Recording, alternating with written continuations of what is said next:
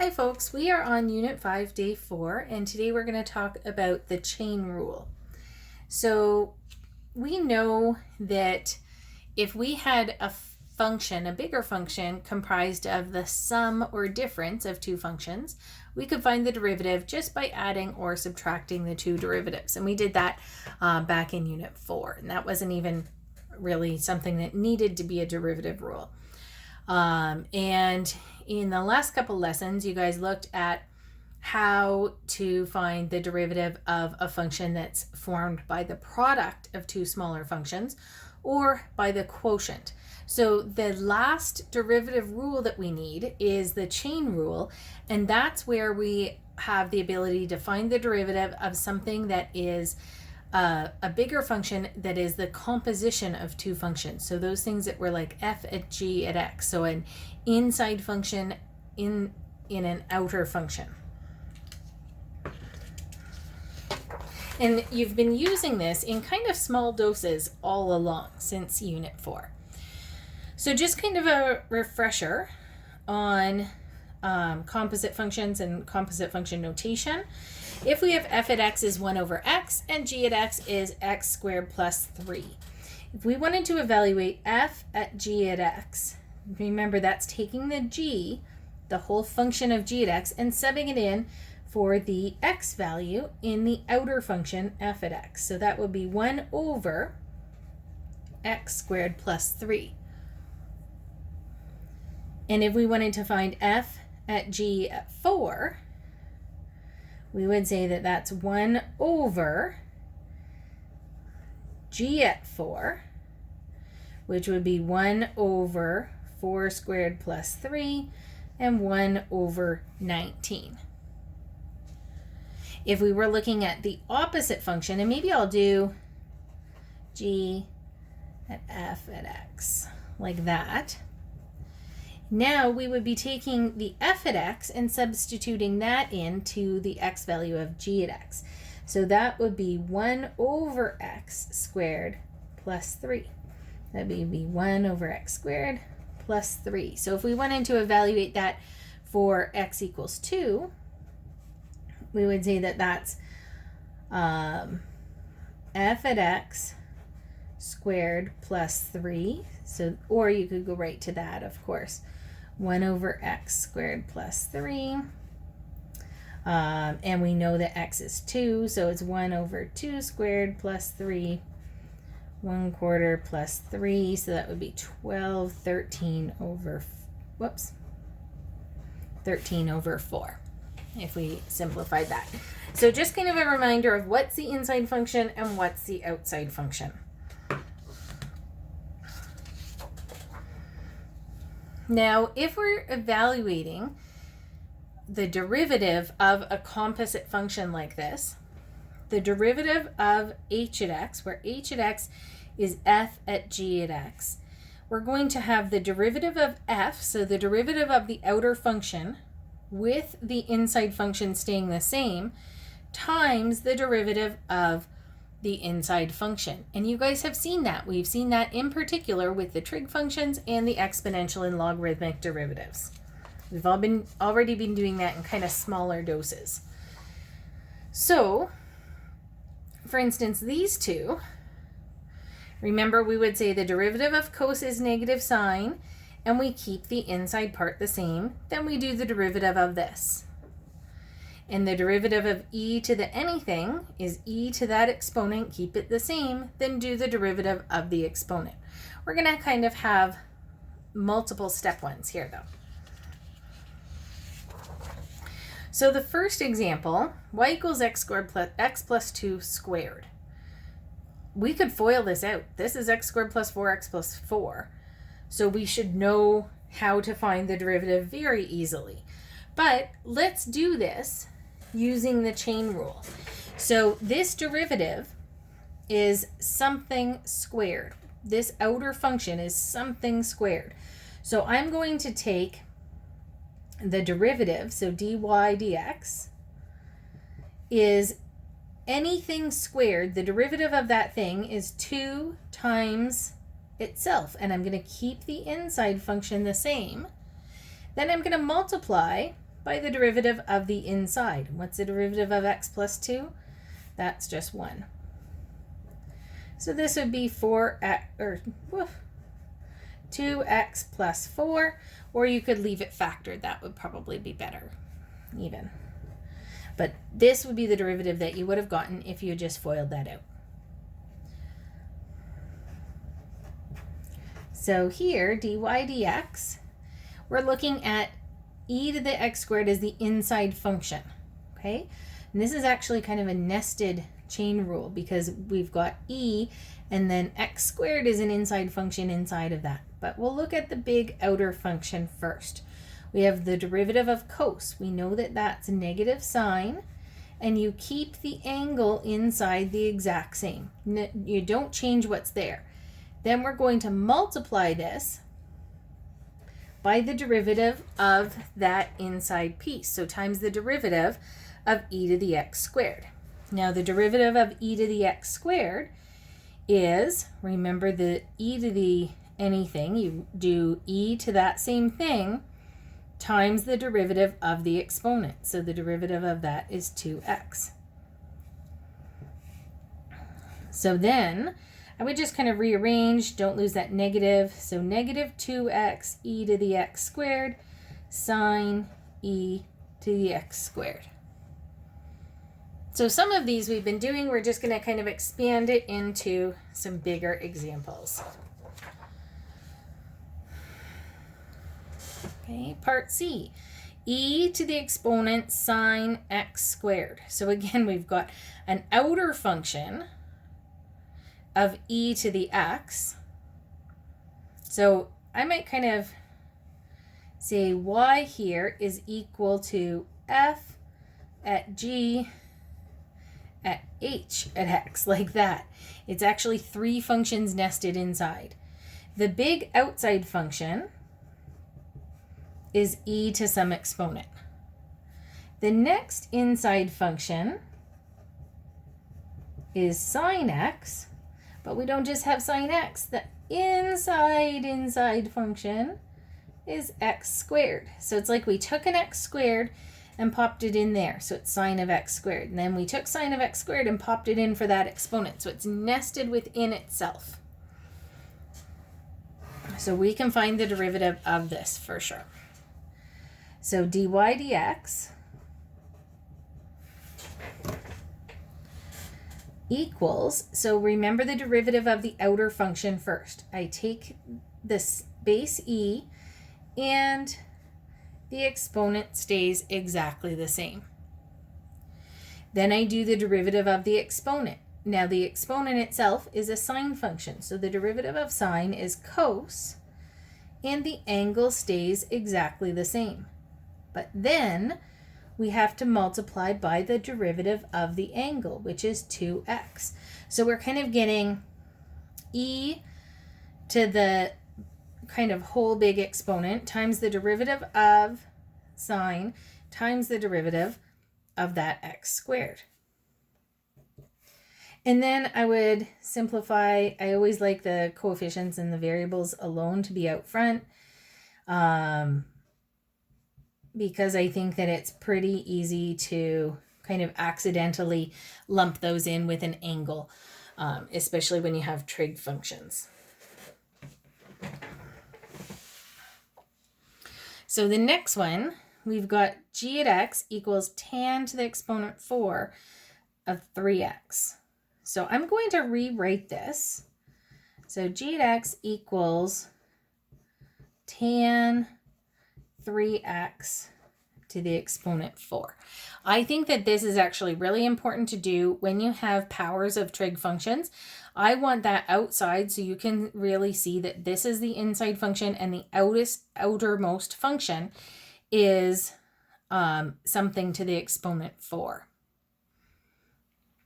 So we have an outside function. We've got like y equals x to the 4th. Then the next inside function is tan of something, tan of x. And then the really inside function is this y equals 3x. So we've got 3 levels again. So the derivative here, g prime at x, deal with the outer function first. We've got these big square brackets to the exponent 4. So the derivative of anything to the exponent 4 is 4 times that thing cubed. And you just keep the inside stuff the same. Then I take the derivative of the inside stuff. Now the derivative of tan is secant squared, and you keep the angle the same. But then you have to take the derivative of the angle. The derivative of that 3x is 3. So I would rewrite this. The 3 at the end and the 4 at the front are 12. And then I have tan. I could rewrite this now as tan cubed 3x and secant squared 3x, like that. I think that that's pretty simplified. You could change tan to sine over cos and secant squared to 1 over cos or 1 over cos squared. But I don't know that it's actually real helpful to do that. I think we're pretty good to leave it as it is.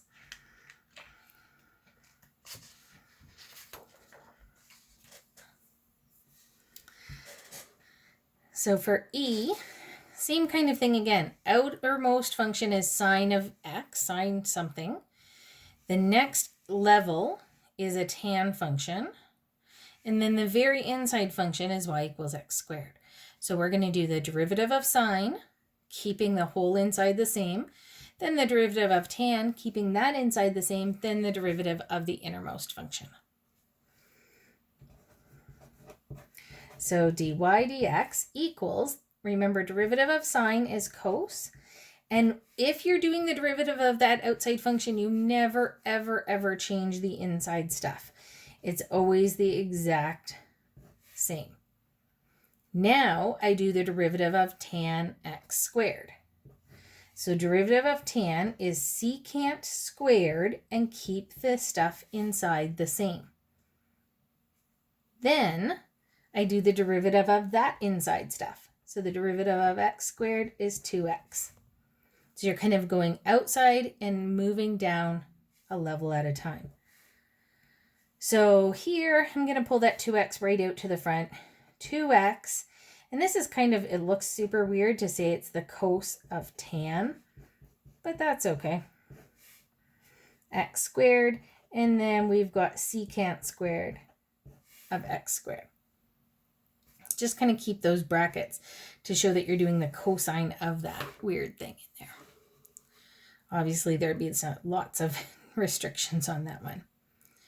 So here, we've got chain rule. So we have an inside function and an outer function. So you've got something to the exponent 4, and then an inside function that's 2x squared minus 5x. And we'll also have a quotient rule here. So this is going to be kind of an interesting example, and it is going to get a little bit big and a little bit messy, but this is a really important one for you guys to identify in terms of factoring and simplifying. So I'm going to start off f prime at x. We know that this starts off with the denominator times the derivative of the numerator from our quotient rule. So the denominator is x cubed minus 2x squared to the exponent 5. Keep that all the same. Now times the derivative of the numerator. So that's 4 times something cubed, right? The derivative of something to the 4 is 4 times that something cubed. And this inside stays exactly the same. But then I have to multiply by the derivative of the inside part, which is 4x minus 5. I'm going to put the next minus the, so we did bottom times derivative of the top, and then I'll do minus the top. I'm just kind of short on space here. So minus the top, so 2x squared minus 5x all to the 4 times the derivative of the bottom. So now I'm doing the derivative here with chain rule. So this is something to the exponent 5. The derivative of that in general is 5 times that something to the exponent 4. The inside always stays the same. Don't try and skip steps and do this derivative in here. It has to get multiplied after. So times the derivative of the inside stuff. We've got 3x squared minus 4x there. And then this is all over x cubed minus 2x squared to the exponent 5. Whoops. I'm going to put that 5 in there, and then it's the denominator squared. So we're actually going to get an exponent 10 down there. This is going to take a fair bit of cleanup to do. So I've got 4 times 4x minus 5 times x cubed minus 2x squared to the exponent 5 times 2x squared minus 5x to the exponent 3. Then minus 5, that 5 there, times 3x squared minus 4x times, we've got x cubed minus 2x squared to the exponent 4 times, this is a big messy one, 2x squared minus 5x to the exponent 4. All over this big denominator, x cubed minus 2x squared to the exponent 10. So I have some common factors here. I definitely can simplify this a little bit. I see that I have x cubed minus 2x squared here to the exponent 5, and then this same bracket, so just kind of color code here a little bit, and the same bracket there to the exponent 4. Okay. And if I look ahead, I actually have the same thing on the bottom to the exponent 10. So I can get rid of the smallest number. I'm going to reduce the whole thing by that many, by the exponent 4. So that would become 6, and that would become just 1. And then those are totally eliminated from the top except for the 1 there. Then I'm going to look for a common factor here. 2x squared minus 5x, I can actually common factor those out. 3 of them, because I have cubed there into the exponent 4 there. So I'm going to factor out 2x squared minus 5x cubed. And then here I would have 4 times 4x minus 5 times x cubed minus 2x squared. Then I'll have minus 5 times 3x squared minus 4x. And I would have 1 left from here because this was the exponent 4 times 2x squared minus 5x. So this is not good yet, but it's not as bad as it was. And unfortunately, I am going to tell you to multiply this out because I think that we can actually get a fair bit of common factoring and simplification in here. So yeah, this is not pretty. I'm going to do a couple things at a time. I'm going to kind of common factor because I see I have 2x squared and 5x. I'm going to common factor out an x here, but there's going to be 3 of them because I have 3 factors there. So I'm going to get out an x cubed from there. And then this would be 2x minus 5 cubed, which is much better. And then I think that I'm going to have, for sure, a bunch of stuff that can simplify from the denominator as well. So I'm going to common factor out from here. I'll get out an x squared, and it'll be to the exponent 6 because that is. And then I would have just x minus 2 to the exponent 6. So much cleaner. And I think that we're going to be able to pull out a bunch of x's from this mess here. So, goodness, I'm going to need another page. So if I'm doing this here, oh, we've got 4 and then 4x cubed minus 8x, 4x to the 4th. Minus 8x cubed minus 5x cubed plus 10x squared, and then minus 5, and here we've got 6x to the 4 minus 15x cubed minus 8x cubed